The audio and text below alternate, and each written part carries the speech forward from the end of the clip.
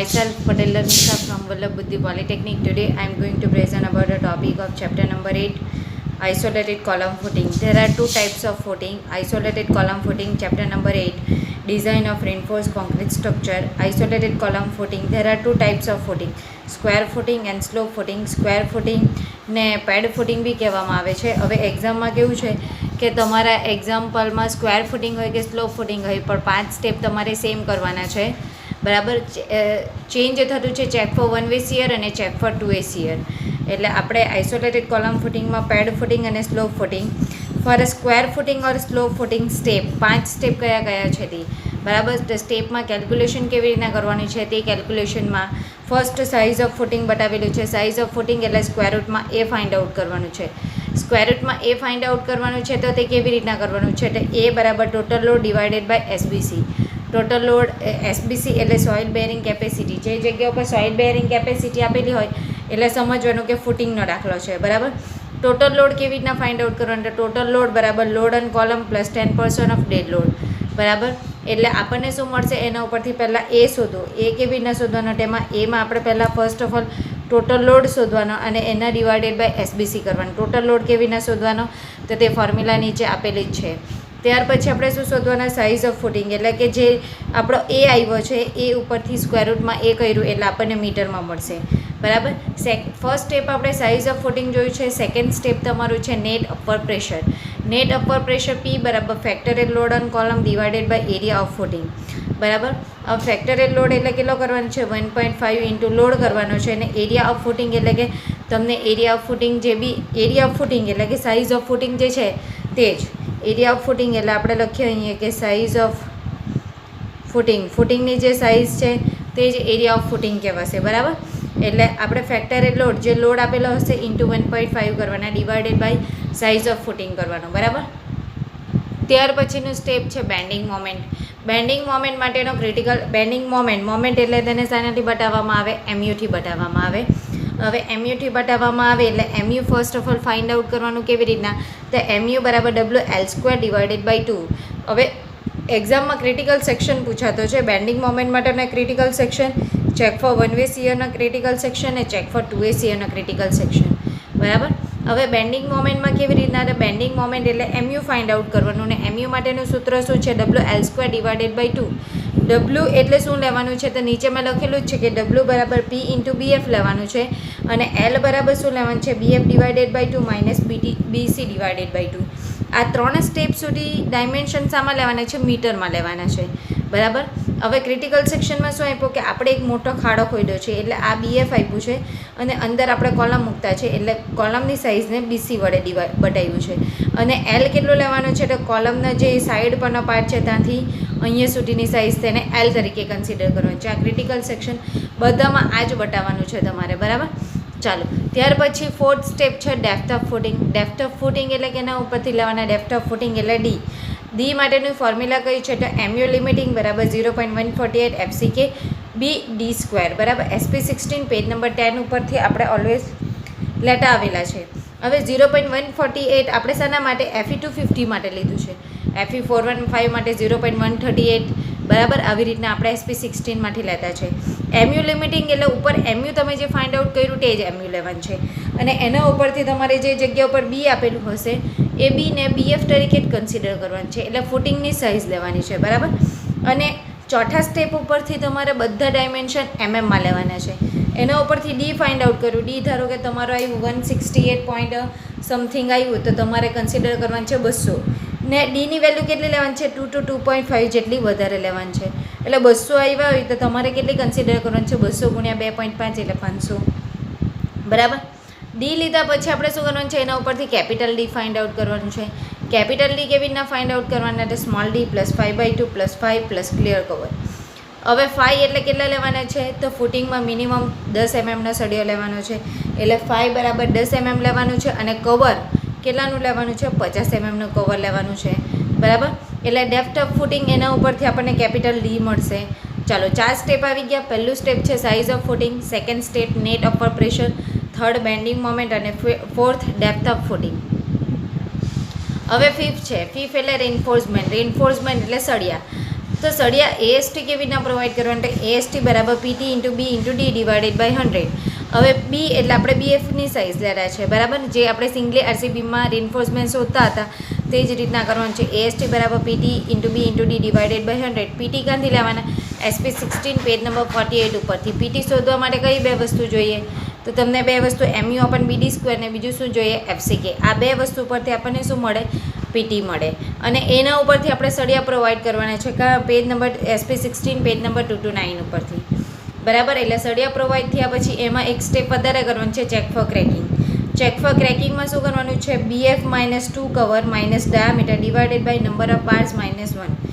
BF એટલે ફૂટિંગની size minus cover એટલે આપણે 50 mm નો કવર, ડાયામીટર એટલે અહીંયા ASTમાં જે પ્રોવાઈડ કર્યા તે નંબર્સ ઓફ બાર એટલે અહીંયા ASTમાં પ્રોવાઈડ કર્યા તે -1. જે આપણી વેલ્યુ કેટલી હોવી જોઈએ? 300 mm કરતાં નાની હોવી જોઈએ, બરાબર. એટલે રેઇનફોર્સમેન્ટ. આ 5 સ્ટેપ તમારા સેમ આવશે કોઈ બી ફૂટિંગ હોય, સ્ક્વેર ફૂટિંગ હોય કે સ્લોપ ફૂટિંગ હોય. હવે આપણે એક્ઝામ્પલ લઈએ. એક્ઝામ્પલમાં શું આપ્યું છે તમને? કે એક્ઝામ્પલમાં આપણને પહેલાં ફર્સ્ટ ઓફ ઓલ આપ્યું છે 5 સ્ટેપ કરવાના છે, બરાબર. એમ મેં તમને અત્યારે શીખવતી છું 5 સ્ટેપ. ચેક ફોર 1 વે શિયરનો અલગ વિડીયો છે ને ચેક ફોર 2 વે શિયર માટેનો અલગ છે.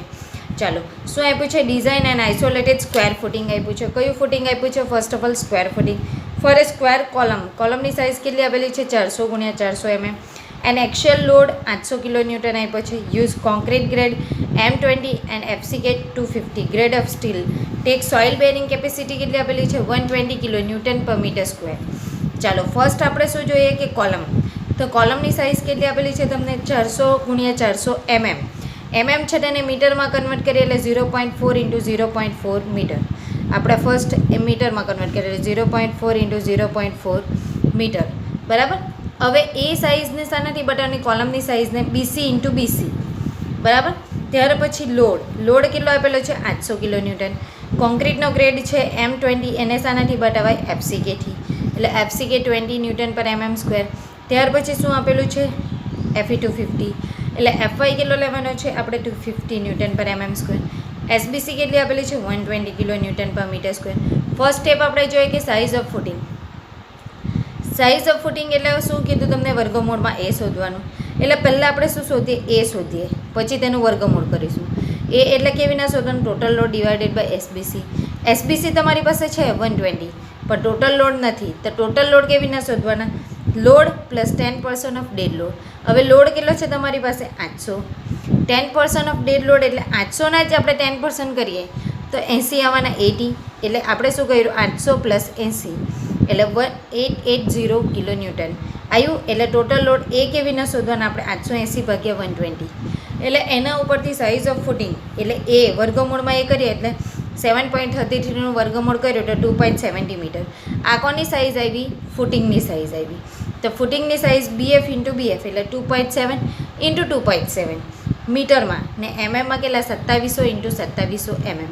આ first step size of footing છે. સેકન્ડ સ્ટેપ જુઓ. સેકન્ડ સ્ટેપમાં શું કીધું છે?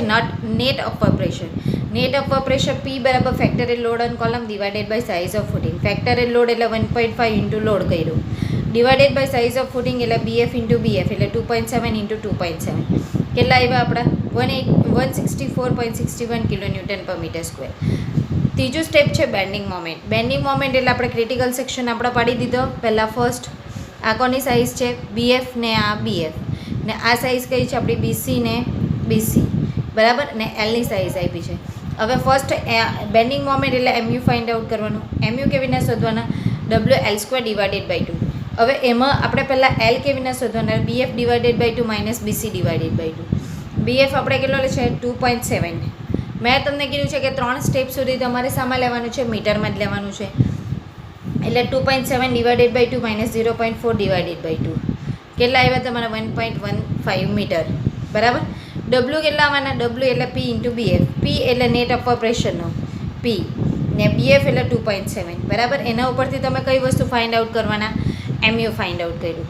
પછીનું ફોર્થ સ્ટેપ તમારું છે ડેપ્થ ઓફ ફૂટિંગ D. કેવી ના શોધવાના? MU લિમિટિંગ વાળી ફોર્મ્યુલા.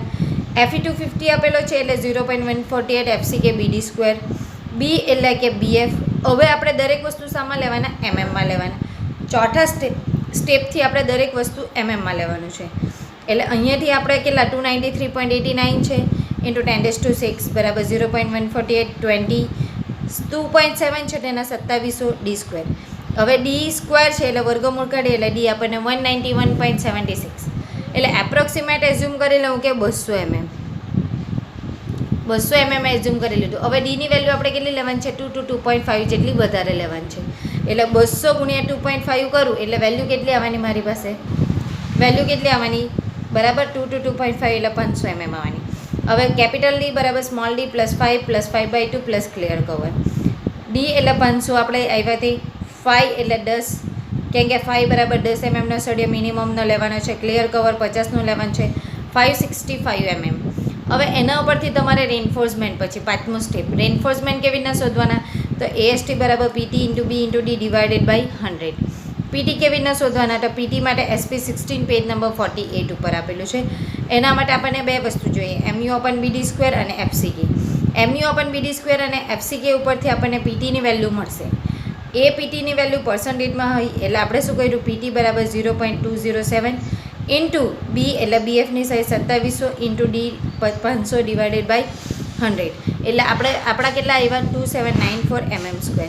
હવે એ સળી આપણે પેજ નંબર 229 ઉપરથી પ્રોવાઈડ કરવાના. તો 2794 આપણો એરિયા છે તો આપણે એરિયા પ્રોવાઈડ કરો 2814 નંબર 16 mm ડાયામીટર. ફૂટિંગ છે એટલે સળિયાનું પ્રમાણ વધારે આવે એટલે 14 સળિયા 16 mm ડાયામીટરના બરાબર. હવે એના ઉપરથી ચેક ફોર ક્રેકિંગ કરવાનું. ચેક ફોર ક્રેકિંગ માટેની ફોર્મ્યુલા શું આપી તમને BF -2 cover minus diameter divided by number of bar -1 બરાબર. હવે તમે જો કે BF બરાબર 2700 -2 કવર એટલે 50નું ડાયામીટર એટલે કયો લેવાનો તો આ 16 mm ડાયામીટર આવવાનો ડિવાઇડેડ બાય નંબર ઓફ બાર કેટલા છે 14 -1 એટલે તમારા આવ્યા 198.76. આ 5 સ્ટેપ તમારે એક્ઝામમાં સ્ક્વેર ફૂટિંગ હોય કે સ્લોપ ફૂટિંગ હોય 5 સ્ટેપ તમારા સેમ જ છે બરાબર. પહેલું છે size of footing, second net of pressure, third bending moment, fourth તમારું છે ડેપ્થ ઓફ ફૂટિંગ અને fifth reinforcement. Okay, thank you.